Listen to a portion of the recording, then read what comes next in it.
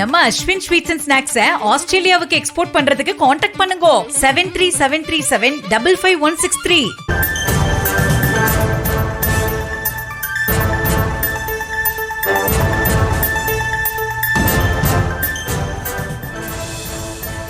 அண்மைச் செய்தி. வடசென்னை தொகுதி திமுக எம்பி கலாநிதி வீராசாமி மகன் சித்தார்த் மீது மோசடி வழக்கானது பதியப்பட்டுள்ளது. விவரங்களோடு இணைகிறார் நமது செய்தியாளர் முரளி. வணக்கம் முரளி, விவரம். வணக்கம். திமுக எம்பியின் வடசென்னை நாடாளுமன்ற உறுப்பினராக இருக்கக்கூடிய கலாநிதி வீராசாமியின் மகன் சித்தார்த் மீது அண்ணா நகர் போலீசார் வழக்கு பதிவு செய்திருக்கிறார்கள்.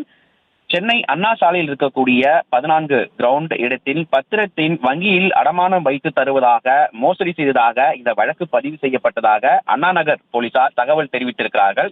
கரூர் மாவட்டத்தை சேர்ந்த அன்புக்கரசு என்பவர் கடந்த 2024ஆம் ஆண்டு ஒரு புகார் மனு அளித்திருக்கிறார். இந்த புகாரில் கலாநிதி வீராசாமியினுடைய மகன் சித்தார்த் ரியல் எஸ்டேட் செய்து வருவதாகவும் அவர் இந்த 14 கிரவுண்ட் இடத்திற்கு வங்கியில் இருந்து கடன் பெற்று தருவதாக அந்த பத்திரத்தை வாங்கியிருக்கிறார். இந்த பத்திரத்தை வாங்கி கொண்டு பணத்தையும் வங்கியில் வைத்து தராமல், மேலும் பத்திரத்தையும் தராமல் மோசடி செய்ததாக கூறப்படுகிறது.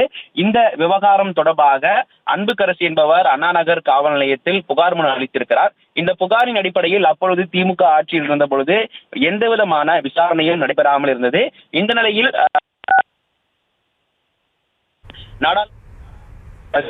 கலாநிதி வீராசாமியினுடைய மகனாக இருக்கக்கூடிய சித்தார்த், அதே போன்று அவருக்கு இந்த விவகாரத்தில் உறுதுணையாக இருந்த திமுக கவுன்சிலர் ராணி மற்றும் கலாநிதி வீராசாமியின் உதவியாளர் ஆசை தம்பி மற்றும் நாராயணன் உட்பட 4 பேர் மீது அண்ணா நகர் போலீசார் வழக்கு பதிவு செய்திருக்கிறார்கள்.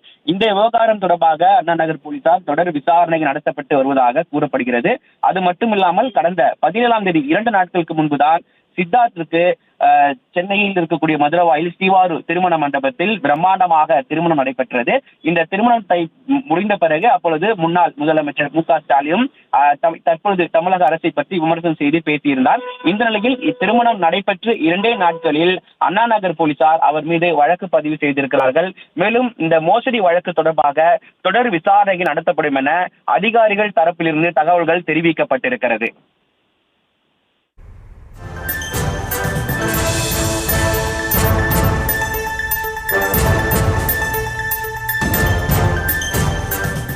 விவரங்களுக்கு நன்றி முரளி.